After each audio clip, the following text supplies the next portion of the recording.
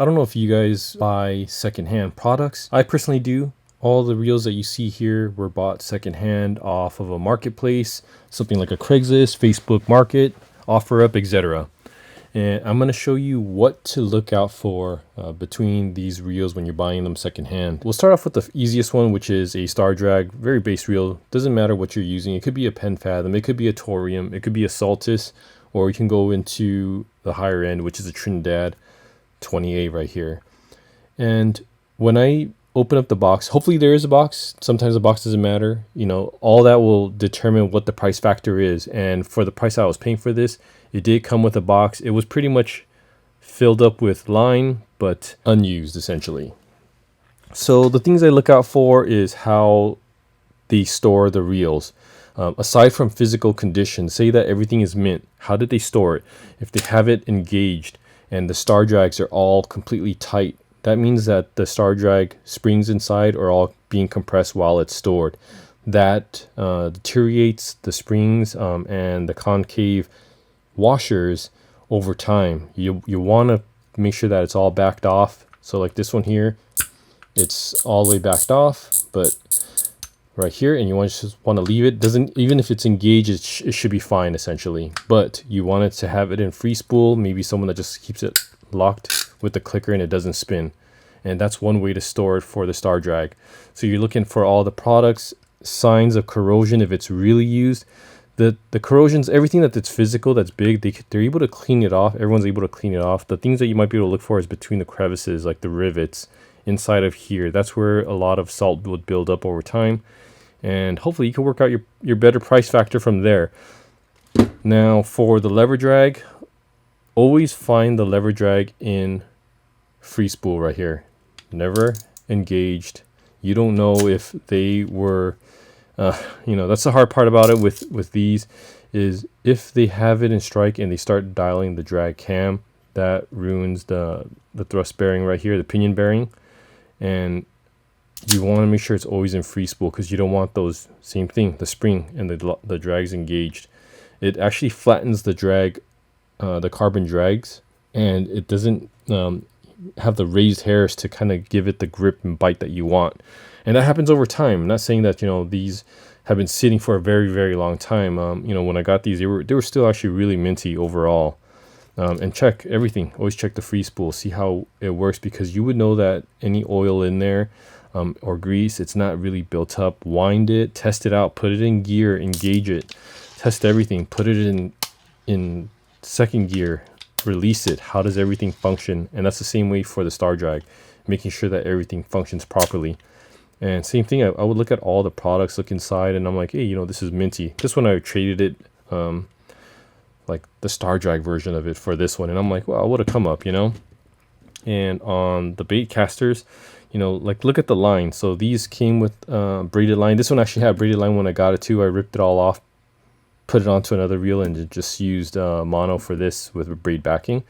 But this one, he said the same thing, where I just got this one recently, and he was telling me that he put on mono Top Shot.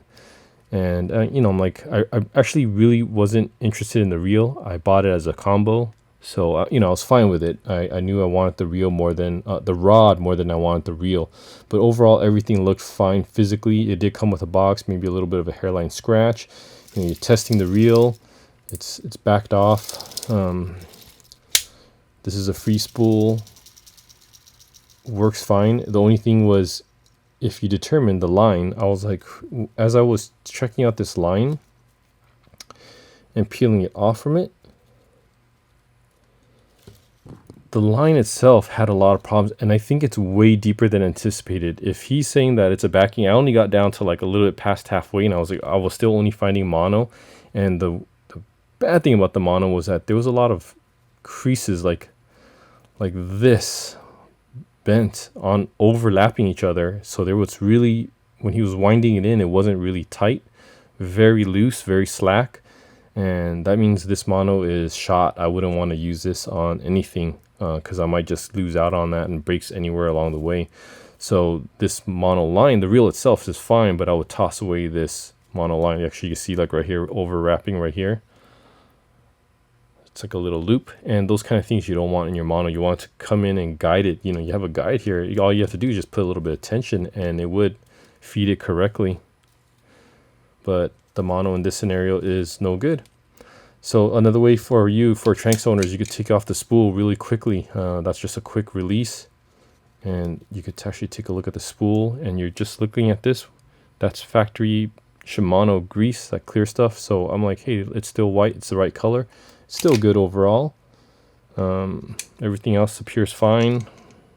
Looking at the bearing here, no rust, no nothing like that. That means, you know, it is fairly new. Just maybe the line itself is not the greatest.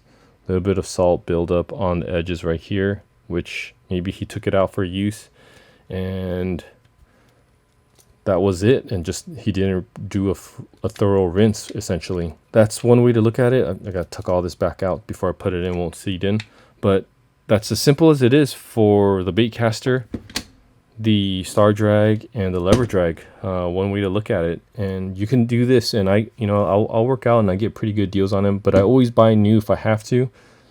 My VISX was new on both of them. What else am I, like a couple of the other Trinidads that I might have are brand new, and I think the Fathom 40 was brand new out of the box, right? Like some reels I do purchase brand new. Some of them I'm getting at second hand because I'm just trying it out. And whatever works for you. Hopefully this works. Thanks. So the Tranx 500, I just unspooled all that mono. Check this out. There was supposed to be braid backing. There was none. And then I want to show you something else. This is how the mono was taped on. No, not just tape like this. And would that work? Yeah, until you get to the end and there's no more tension on it, and you lost whatever else. So it would have been like lose your species, have all the tangles in between, and that's where you want to double check. Even though they say it's filled up to the brim, like this one, I took it off so I could see it. Then if I could, I'll put it back on. Although that's a lot of work, but it's worth your headache. Just because you got a deal doesn't mean it's a deal. Because if you go out and fish and you lose a fish, you not only lost out on the time, you lost out on the fare. It's like you got to go and redo that afterwards. You're going to be even more pissed. So do it beforehand. You get a good deal if you do.